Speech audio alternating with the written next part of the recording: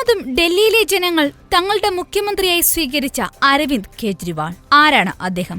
അദ്ദേഹത്തിന്റെ വിജയ രഹസ്യം എന്താണ്? ഇന്ന് ഇന്ത്യയിലെ ഓരോ ജനങ്ങളും ഏറ്റവും കൂടുതൽ അറിയുവാൻ ആഗ്രഹിക്കുന്ന കാര്യങ്ങൾ ഇതൊക്കെ. BJP ഒരുക്കിയ ധ്രുവീകരണത്തിൽ ഒന്നും വീഴാതെ ഡൽഹിയിലെ ജനങ്ങൾക്കൊപ്പം നിലനിൽക്കുന്ന കേജ്രിവാൾ എന്ന രാഷ്ട്രീയ നേതാവിന്റെ വ്യക്തിത്വം ഏതൊരാളും അംഗീകരിക്കുന്നതാണ്. പൗരത്വ ഭേദഗതി നിയമം ഹിന്ദുക്കളെയും മുസ്ലിങ്ങളെയും വിഭജിക്കുന്നതിനുള്ള BJPയുടെ വലിയ അജണ്ടയാണെന്ന തിരിച്ചറിവിൽ ഷഹീൻബാഗിലെ പ്രക്ഷോഭ വേദിയിൽ നിന്നും വിട്ടുനിന്നു കേജ്രിവാൾ. CAA മുൻനിർത്തിയില്ല. തന്റെ സർക്കാരിന്റെ പ്രകടനത്തിന്റെ പുറത്താണ് കേജ്രിവാൾ ജനങ്ങളോട് വോട്ട് ചോദിച്ചത്. വൈദ്യുതി, വെള്ളം, ആശുപത്രി, വിദ്യാഭ്യാസം, ജനങ്ങളെ അടിത്തട്ടിൽ ബാധിക്കുന്ന 4 മേഖലകളിൽ കേജ്രിവാളിന്റെ സർക്കാർ കിടിലൻ പ്രകടനം കാഴ്ചവെച്ച് ജനഹൃദയങ്ങളിൽ ഇടം നേടി. ടീം അണ്ണയിലൂടെയാണ് കേജ്രിവാൾ ഇന്ത്യൻ രാഷ്ട്രീയത്തിൽ ചുവടുകൾ വെച്ചത്.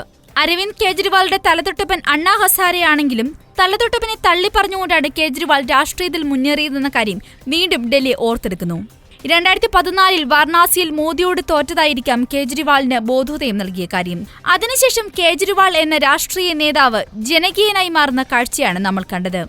ഇന്ത്യൻ റവന്യൂ സർവീസിലെ മുൻ ഉദ്യോഗസ്ഥനാണ് ഇന്ന് ഡൽഹി മുഖ്യമന്ത്രിയായിരിക്കുന്ന അരവിന്ദ് കെജ്രിവാൾ. 1968 ഓഗസ്റ്റ് 16 ജനിച്ച് വളരെ സാധാരണക്കാരനായി മുന്നോട്ട് വന്ന ജീവിതം.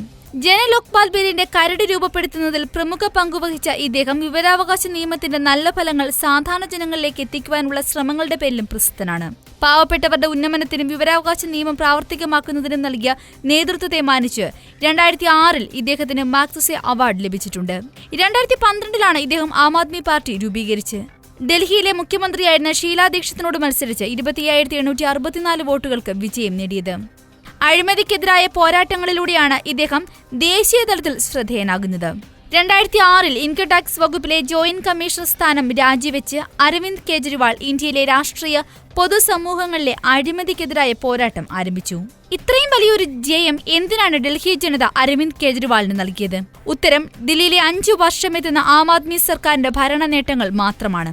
ഒരുപക്ഷെ ഇന്ത്യ ഇതുവരെ കാണാത്ത സ്വപ്നതുല്യമായ ഭരണം ദില്ലിയിലെ ജനങ്ങൾക്ക് കാഴ്ചവെച്ചതിന്റെ പ്രതിഫലമായിട്ടാണ് അവർ ഈ വിജയം അരവിന്ദ് കെജ്രിവാളിനും അദ്ദേഹത്തിന്റെ മന്ത്രിസഭയ്ക്കും നൽകിയത്.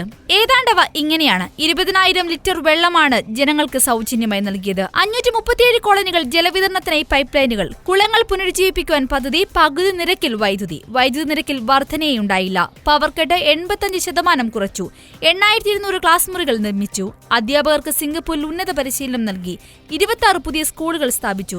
100 പുതിയ പ്രൈമറി വായനശാലകൾ സ്ഥാപിച്ചു. പ്രിൻസിപ്പൽമാർക്ക് IIM-ൽ പരിശീലനം നൽകി. സ്കൂളിലെ ശുചീകരണത്തിന് എസ്റ്റേറ്റ് മാനേജ്മെന്റുമാർക്ക് ചുമതല നൽകി. സർക്കാർ സ്കൂളുകളിൽ നഴ്സറി ക്ലാസുകൾ ആരംഭിച്ചു. സർക്കാർ സ്കൂളുകളിൽ സ്പോക്കൺ ഇംഗ്ലീഷ് പരിശീലനം നൽകി. വായിക്കാൻ അറിയാത്ത കുട്ടികളെ അതിന് പ്രാപ്തമാക്കാൻ പരിശീലനം നൽകി.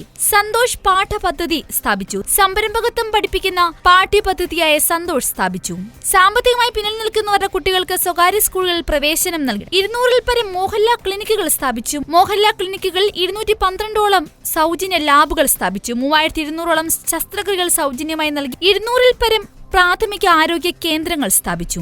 52,000ഓളം റേഡിയോളജിക്കൽ ഡയഗ്നോസ്റ്റിക് ടെസ്റ്റുകൾ സൗജന്യമായി ചെയ്തു നൽകി. അപകടത്തിൽ പരിക്കേറ്റവർക്ക് സൗജന്യ ചികിത്സ പ്രദാനം ചെയ്തു.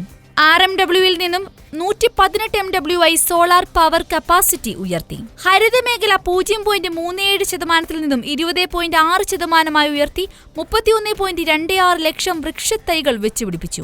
അന്തരീക്ഷ വായുവിന്റെ നിലവാരം അറിയുവാൻ മോണിറ്ററിംഗ് സ്റ്റേഷനുകൾ സ്ഥാപിച്ചു. എന്നിങ്ങനെ നീണ്ടു കിടക്കുകയാണ് ദില്ലിയിലെ അടിസ്ഥാനപരമായ ജനങ്ങൾക്ക് ആവശ്യമായ സൗകര്യങ്ങൾ 5 വർഷം കൊണ്ട് നടത്തിക്കൊടുത്ത ആം ആദ്മി പാർട്ടിയുടെ ഭരണ നേട്ടങ്ങൾ.